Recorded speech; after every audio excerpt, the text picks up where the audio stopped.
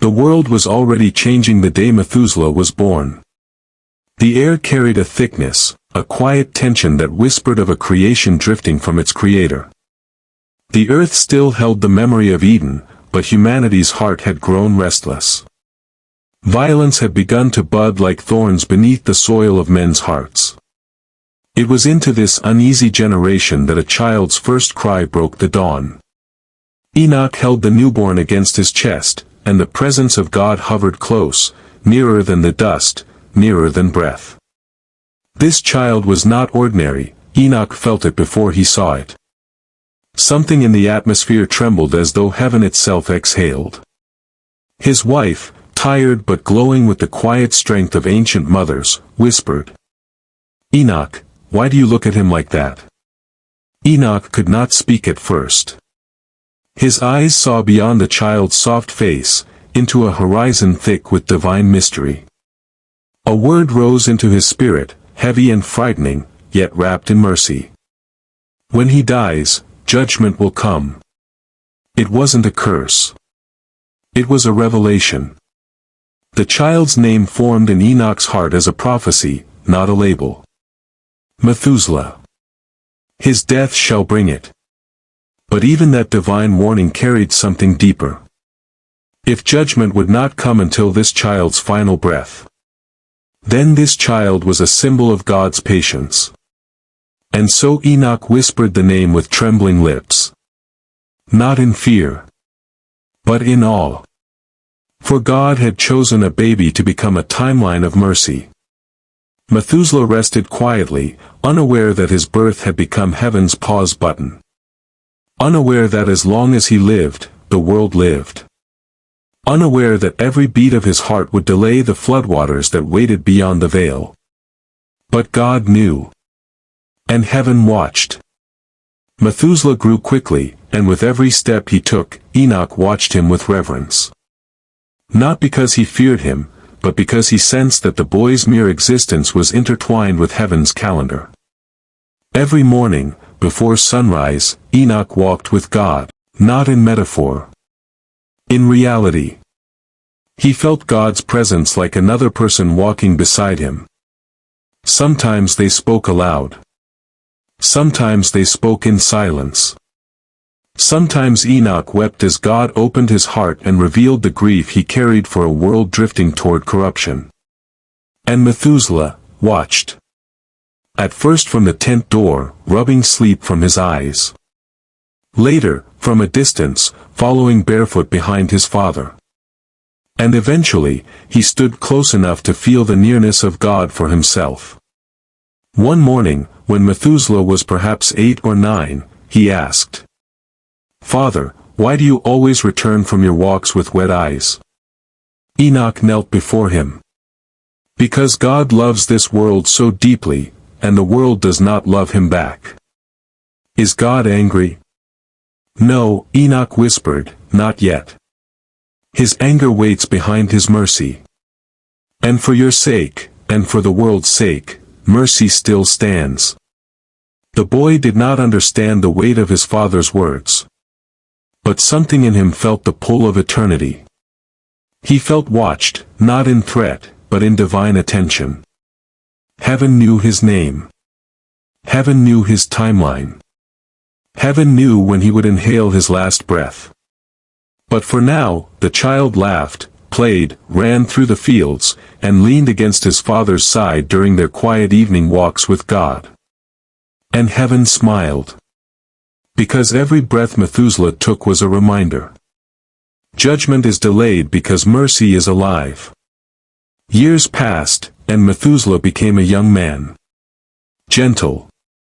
Observant. Quiet. But something else grew in him, an awareness of time. He began to sense that his life was not like other men's. Not because he expected to live long, but because he felt the weight of something waiting beyond the horizon of his existence. One night, Enoch called him outside. The sky was velvet black, swirling with stars. The presence of God filled the air like thunder wrapped in softness. "My son," Enoch said, voice trembling, "the world is changing. Men are turning to violence. Wickedness is growing. But God holds everything back because of you. Because of me. Methuselah stepped back, shaken. Yes. Mercy has tied itself to your lifespan. When your final breath leaves your body, God will allow the judgment that has been waiting. Methuselah's knees weakened. He sank to the ground, breath shaking. Does this mean I am the reason judgment will come? Enoch knelt and lifted his son's chin. No, my son. You are the reason judgment has not come. Silence fell over them like a sacred blanket.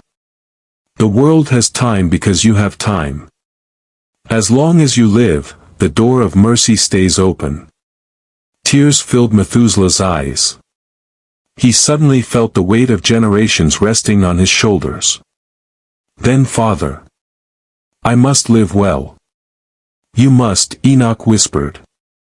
For your life is not measured in years but in mercy. That night marked a shift in Methuselah's soul. He became a man who lived slowly, intentionally, prayerfully. Each sunrise became holy. Each breath, an offering. Each heartbeat, another day of mercy for the world. And heaven waited.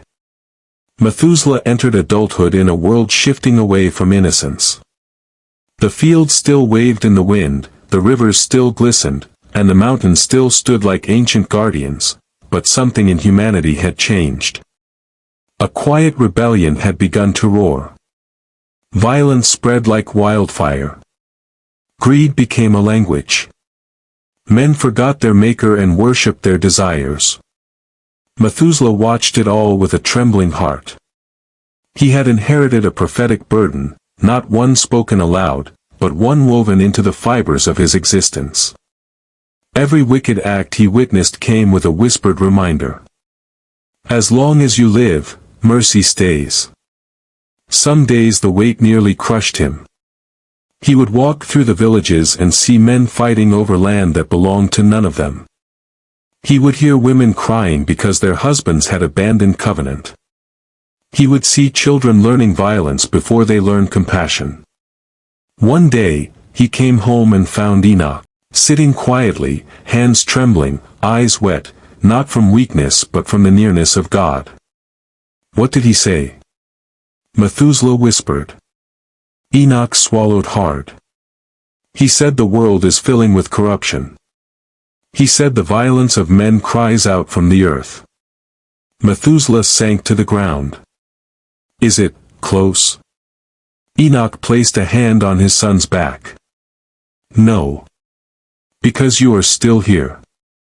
The words felt both comforting and heavy. Enoch continued, voice thick with emotion. Son, do you know why God speaks to me? Because he loves humanity more than humanity loves him. He tells me his pain, and he tells me his patience.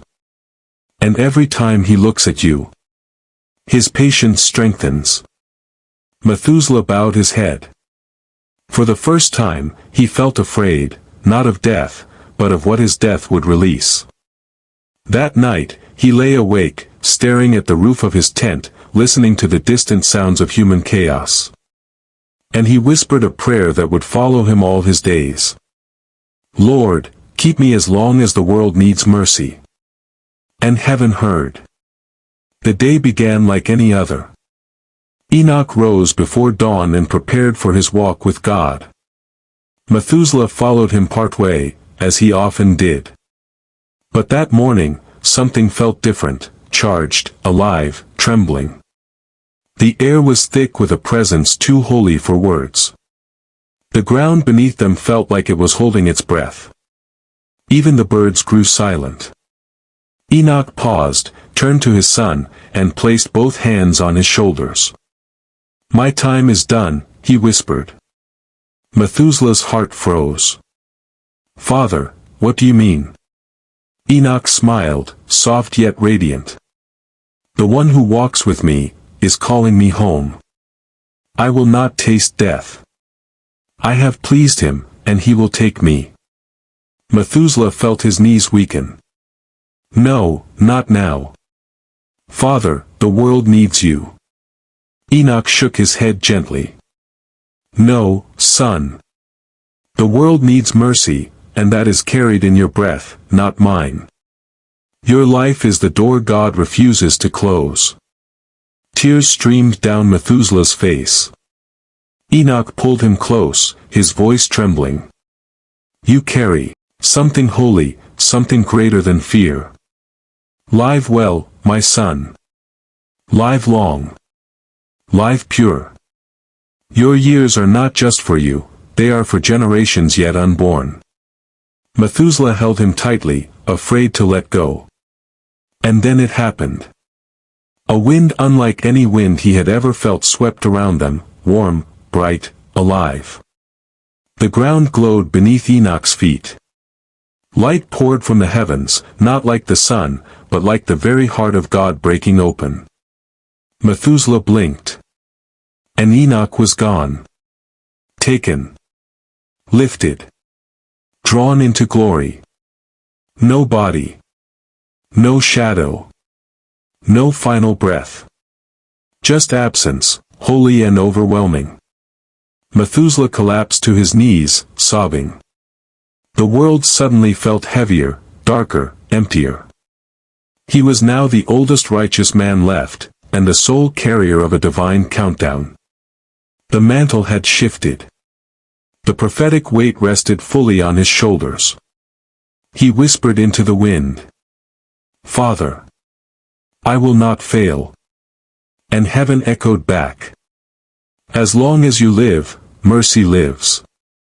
Loss has a way of reshaping a man. For Methuselah, Enoch's departure pressed him deeper into purpose. The more wicked the world became, the more intentional he became. He married, and soon after, he held his own son, Lamech, in his arms. The child's cry pierced Methuselah's heart in a way even prophecy could not. Here was a new generation. A new chance. A new connection in the chain of mercy.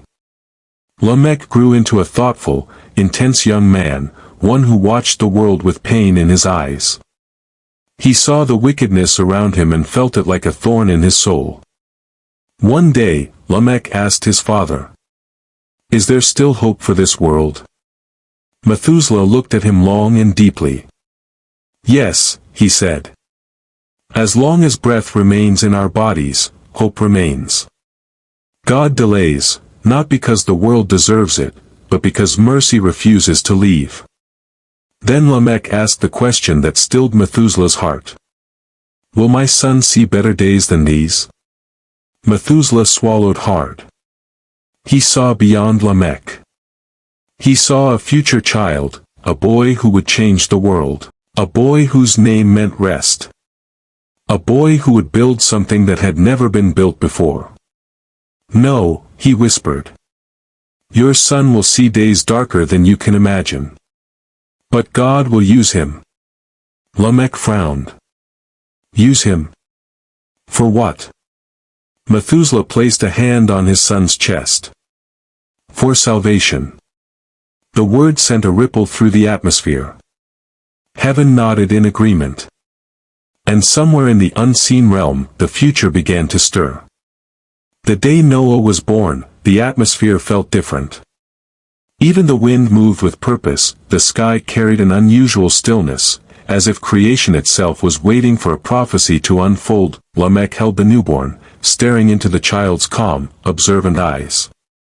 Noah did not cry loudly. Instead, he looked around with an awareness that unsettled and comforted at the same time. When Methuselah entered the tent and saw the child, something ancient stirred inside him.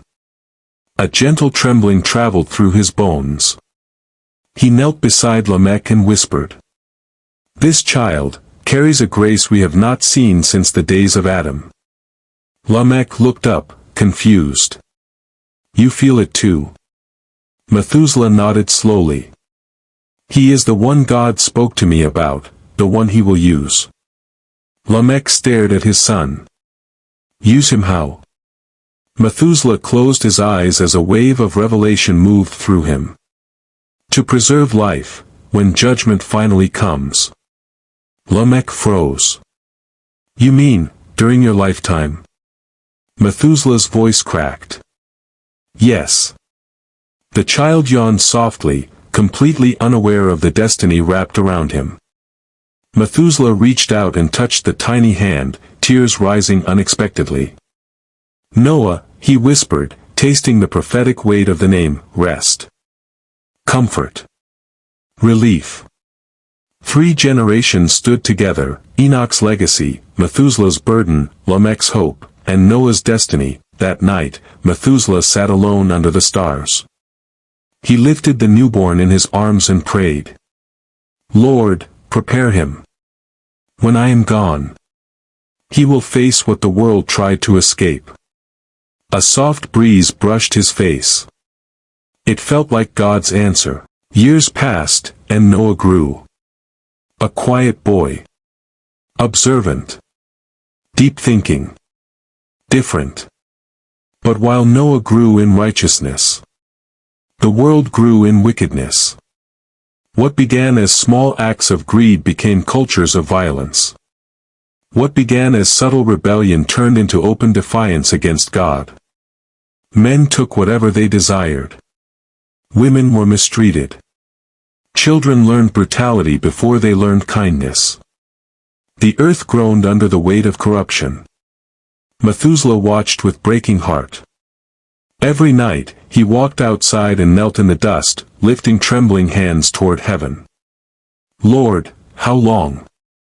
And every time, the same still voice softened the anguish inside him. As long as you live, mercy lives. Noah, now a young man, often sat beside Methuselah at dusk, watching the horizon burn red from the chaos of villages. Grandfather, he whispered one evening, why does wickedness grow faster than righteousness? Methuselah sighed deeply.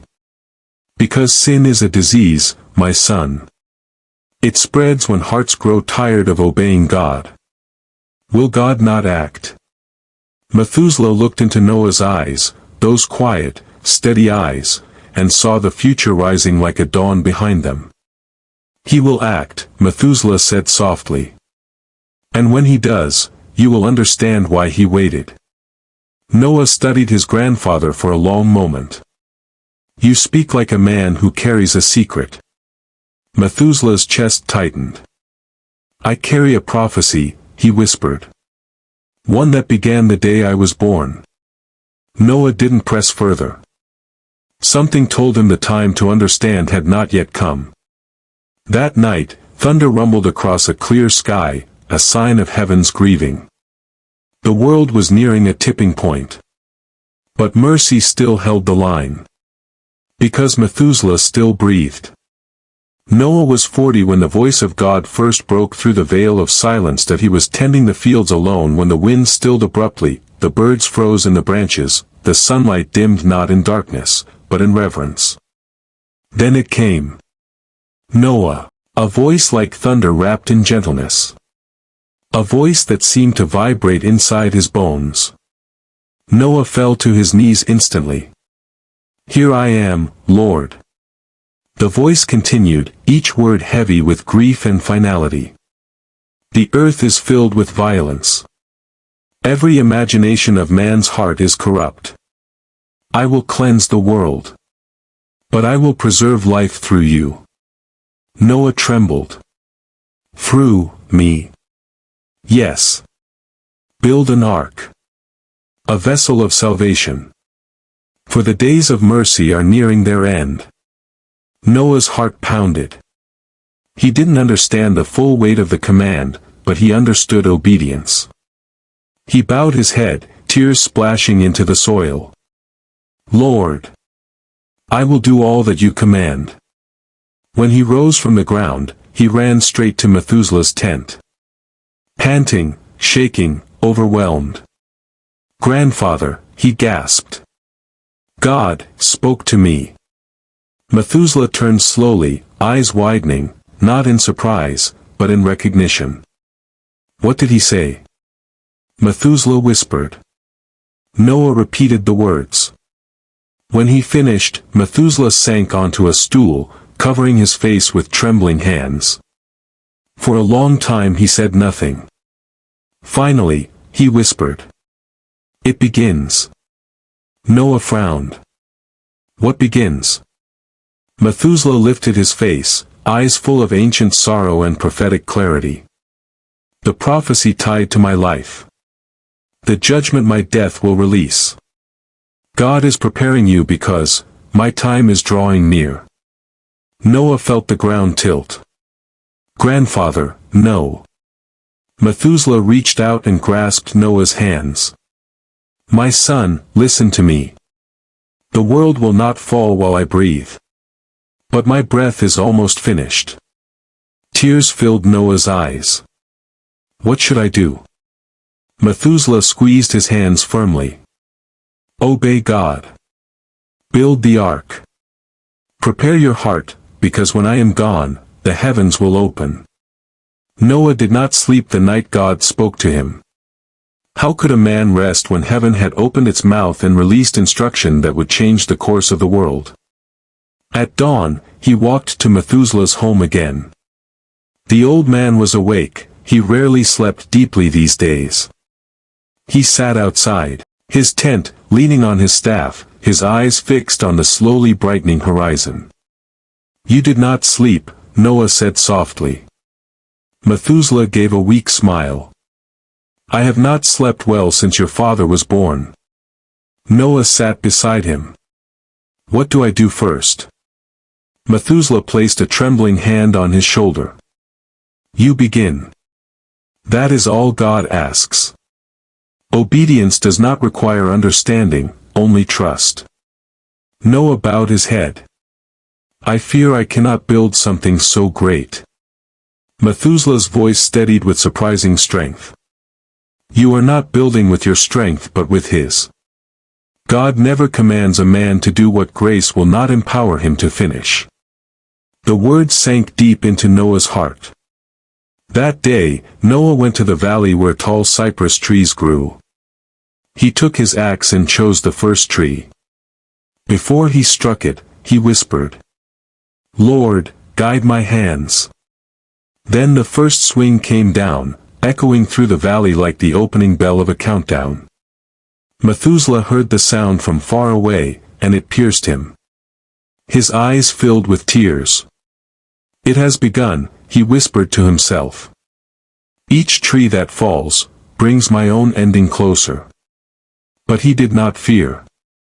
Instead, he prayed long, deep prayers that shook his thin frame. "God, hold the world together until Noah is ready." For the first time since his father was taken, Methuselah felt the closeness of heaven pressing against the earth, waiting, watching, counting down with every heartbeat of the man who carried mercy. As Noah gathered wood, shaped beams, and cleared ground for the ark, news spread quickly. People came from nearby villages to watch him work. At first, they thought he was building a monument or a temple. But when they saw the size, the shape, the strange curve of the foundation, they began to laugh. "Are you building a boat on dry land? Where is the water, Noah? Even the rivers are miles away. Has your God finally driven you mad?" Noah kept working. Every insult struck him like a blow. Every mocking voice echoed in his bones. But he remembered God's words. He remembered Methuselah's trembling voice. So he worked. Sometimes he cried quietly as he shaved wood. Sometimes his hands trembled as he lifted beams. Sometimes he whispered, "Lord, give me strength." And the strength came. Methuselah often walked to the site. He leaned heavily on his staff now, age had begun to bend his frame. But his spirit remained unbroken. When Methuselah arrived, the men who mocked Noah fell silent for a moment. The old man carried a presence they could not explain. "Why do you do this?" one man asked him boldly. "Why support this madness?" Methuselah lifted his ancient face. Cloudy eyes, yet burning with something divine. Because I have lived long enough to know that when God speaks, wise men obey. The mockers sneered and laughed. But some of them walked away troubled, as if their hearts had heard something their minds refused to accept. That evening, Methuselah placed a hand on Noah's back. "Do not answer their insults," he said. "You are building salvation. They are building regret." Noah nodded, tears stinging his eyes. "Grandfather, will they ever believe?" Methuselah looked at the horizon, dark, heavy, pregnant with coming judgment. Some hearts will not soften until the rain begins. The closer the ark came to completion, the weaker Methuselah became. He felt it in his bones, deep, ancient, undeniable. Time was running out. One evening, as Noah and his sons stretched heavy beams across the structure, Methuselah called for Noah. "Noah, come to me," he said, voice faint. Noah hurried to his grandfather's side. "Are you in pain?" "No," Methuselah whispered. "But the world is." Noah knelt beside him. Methuselah placed a trembling hand on his cheek. "Listen carefully. The world will not believe you. But you must finish. The ark must be ready before my breath stops." Noah swallowed hard. "How close are you?" Methuselah gave a small, sad smile. "I have lived 960 years, my son. My body grows tired. My spirit feels the pull of home. When I close my eyes in death, the clock of mercy will stop. The heavens will answer. The deep will open. The world will drown in its rebellion." Noah bowed his head, sobbing. "Grandfather, please, stay longer." Methuselah lifted Noah's chin. "I have stayed long enough. My life has been stretched by mercy. I have lived generations beyond men. But mercy cannot wait forever. Finish your work. When I am gone, stand ready." Noah held his grandfather's hand tightly. "Will God be with us?" Methuselah smiled softly. "The God who waited for me will walk with you." That night, Methuselah prayed his final long prayer over Noah. "Lord, strengthen him. Let his hands never fail. Let his faith never break. Prepare him for the storm. And let the ark stand when the world collapses." Heaven listened. And the angels took note. Methuselah's strength faded slowly, like the last glow of a sunset surrendering to twilight. His once steady steps grew heavier, and the world he had carried in his spirit for centuries now pressed harder on his frail frame. But that final year was unlike any before it. The skies felt tense. The winds carried warnings. The ground trembled faintly beneath the feet of men. And Methuselah felt it all. One afternoon, as he sat beneath an ancient terebinth tree, his breath shallow but steady, he whispered, "It is close, the shifting of the heavens." Noah came quickly to his side. "Grandfather, you must rest." Methuselah shook his head gently. "Rest will come. But listen to me, Noah. You must finish the ark." Noah nodded, though his eyes filled with tears. He could see it, the way Methuselah's spirit flickered like a candle nearing its end. "Grandfather," Noah whispered, "are you afraid?" Methuselah smiled weakly. "Afraid? No. I have held back judgment for nearly 1,000 years. But mercy must one day give way to justice. My life has been the pause between God's sorrow and God's storm." A gust of wind swept through the trees, bending their tops as though bowing. Methuselah looked up. "Do you hear it, Noah?" "Hear what?" "The earth, sighing. It knows its cleansing is near." Noah knelt beside him, gripping his hand. "I will finish the ark." Methuselah nodded, closing his eyes. "Good. For when I am gone, the storm begins. And heaven itself seemed to grow still around him.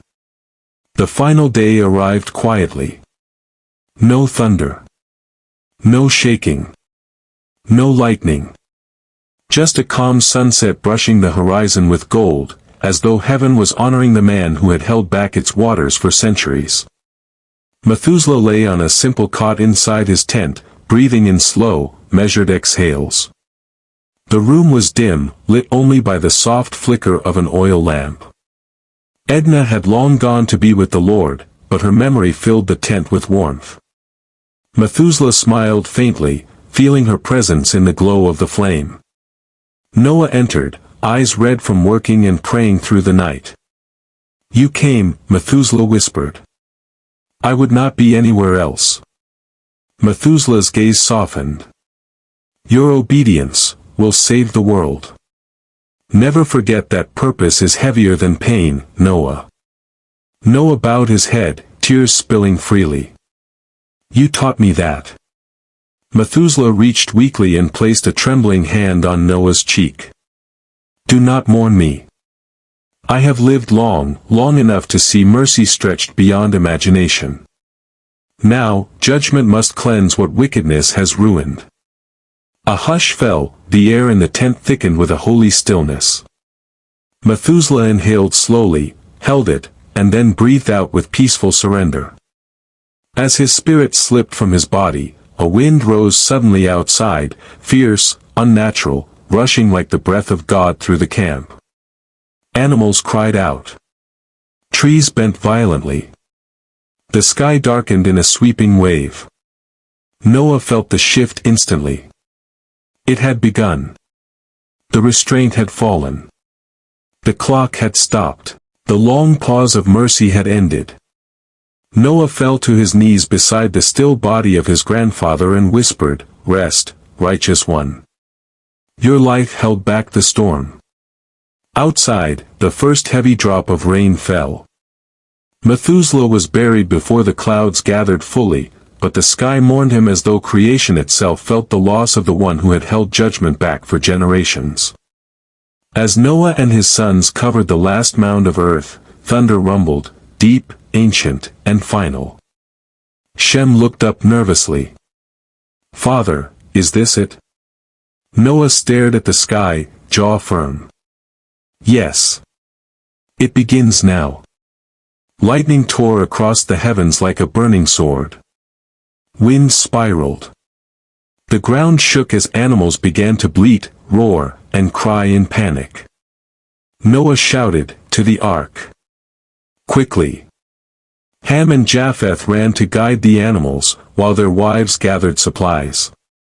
The sky grew darker, unnaturally dark, as if night had descended hours too soon.